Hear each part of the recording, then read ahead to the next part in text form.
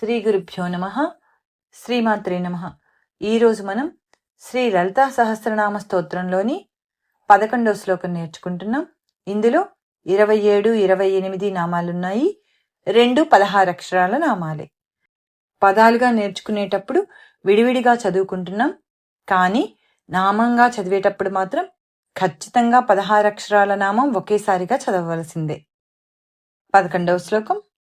నిజ సల్లాప మాధుర్య వినిర్భర్సిత కచ్చపి మందస్మిత ప్రభాపూర మజ్జత్కామేశ మానసా. ఇప్పుడు మనం మొదటి పాదం నేర్చుకుందాం.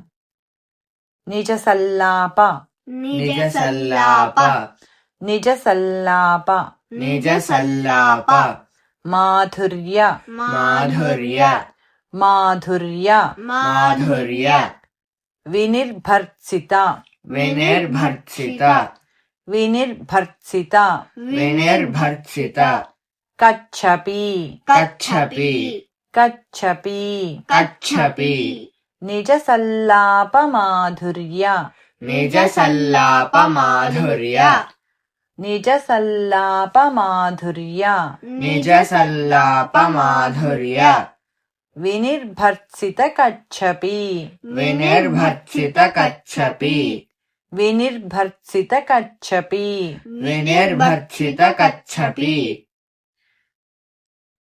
నిజ సల్లాప మాధుర్య వినిర్భర్సిత కచ్చపి నిజ సల్లాప మాధుర్య వినిర్భర్సిత కచ్చపి నిజ సల్లాప మాధుర్య వినిర్భర్సిత కచ్చపి నిజ సల్లాప మాధుర్య వినిర్భర్సిత కచ్చపి నిజ సల్లాప మాధుర్య వినిర్భర్సిత కచ్చపి నిజ సల్లాప మాధుర్య వినిర్భర్సిత కచ్చపి రెండవ పాదం.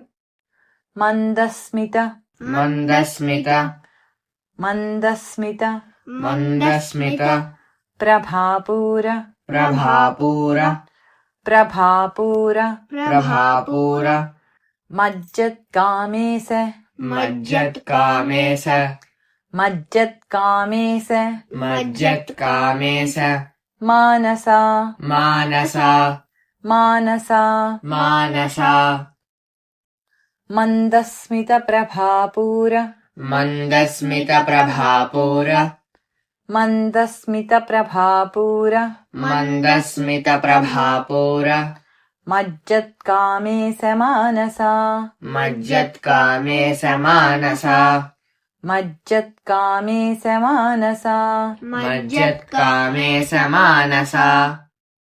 ఇప్పుడు నామం నేర్చుకుందాం.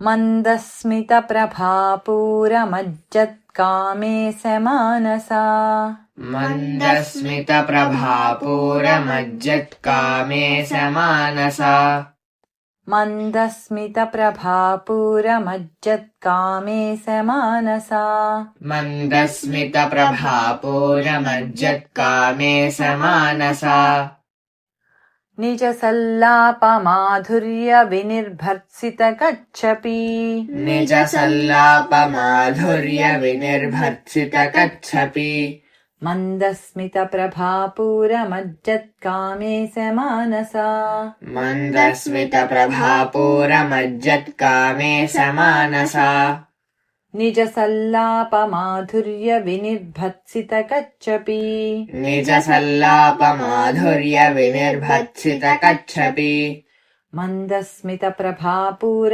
మజ్జత్కామేశ మానసా మందస్మిత ప్రభాపూర మజ్జత్కామేశ మానసా నిజ సల్లాప మాధుర్య వినిర్భర్సిత కచ్చపి నిజ సల్లాప మాధుర్య వినిర్భర్సిత కచ్చపి మందస్మిత ప్రభాపూర మజ్జత్కామేశ మానసా మందస్మిత ప్రభాపూర మజ్జత్కామేశ మానసా నిజ సల్లాప మాధుర్య వినిర్భర్సిత కచ్చపి మందస్మిత ప్రభాపూర మజ్జత్కామేశ మానసా నిజ సల్లాప మాధుర్య వినిర్భర్సిత కచ్చపి మందస్మితప్రభాపూరమజ్జత్కామే సమానసా నిజసల్లాపమాధుర్యవినిర్భర్సితకచ్చపీ మందస్మితప్రభాపూరమజ్జత్కామే సమానసా. ఇప్పుడు వీటికి అర్థాలను తెలుసుకుందాం. 27వ నామం నిజసల్లాపమాధుర్య వినిర్భర్సిత కచ్చపి. కచ్చపి అంటే సరస్వతీదేవి చేతిలో ఉండే వీణను కచ్చపి అంటారు. ఈ కచ్చపి వీణ యొక్క గొప్పతనం ఏమిటంటే అది స్వరాలనే కాక అక్షరాలను కూడా పలుకుతుంది. ఈ కచ్చపి వీణ పలికే పలుకుల కంటే అమ్మవారి పలుకులు మృదుమధురంగా ఉన్నాయి అని దీనిలోని భావం.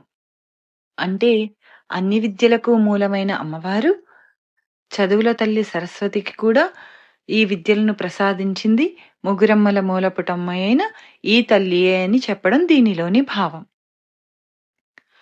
28వ నామం మందస్మిత ప్రభాపూరమజ్జత్కామేశ మానస. అంటే అమ్మవారి చిరునవ్వులో శివుని మనస్సు మునకలు వేస్తోంది అని అర్థం. అమ్మవారి చిరునవ్వులో శివశక్తి ప్రవహిస్తోంది అంటే శివజ్ఞానం మొత్తం అమ్మవారి దగ్గరే ఉంటుంది.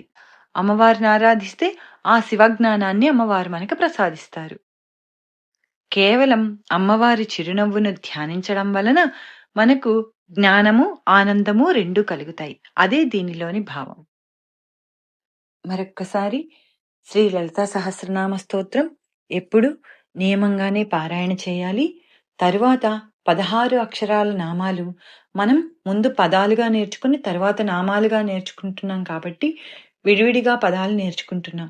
కానీ నామం చదివేటప్పుడు ఖచ్చితంగా 16 అక్షరాల నామము చదవవలసిందే. గమనించగలరు. ఇప్పుడు పదాలుగా చెప్పాం కదా అని అవి నామాలుగా మాత్రం తీసుకోవద్దు. ఖచ్చితంగా నామం చదివేటప్పుడు మాత్రం నామంగానే చదవండి, లేదంటే విరుద్ధమైన ఫలితాలు వస్తాయి. వాసుదేవ.